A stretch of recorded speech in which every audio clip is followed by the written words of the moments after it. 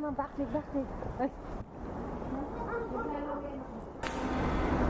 this is Fuji and I channel, and my name is Kuya JDL, and I'm handling this channel. And can you imagine, second day of spring, and we are here at 11 or 10 centimeters of snow here in Toronto, and I'm in my backyard. I'm using the Fuji 16-80 with my Fujifilm X-H2s, and I'm filming my dog and taking some pictures of the late snowstorm here in Toronto. Okay, thank you for watching. Hit the subscribe button if you like the pictures or the videos, and hit me a comment if you have any question. Okay, thank you.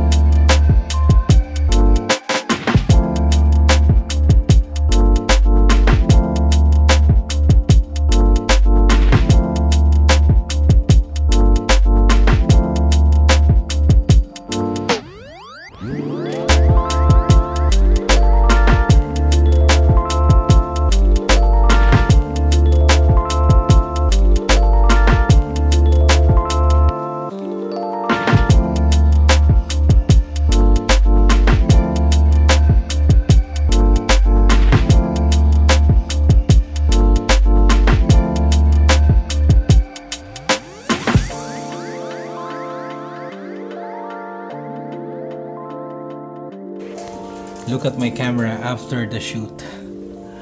Alright, full of snow, and I hope still okay. My X-T3, I don't have any issue during the rainy days, but the same lens, the 16-80, that's why I cannot give up my 16-80 lens. This is a real weather sealed.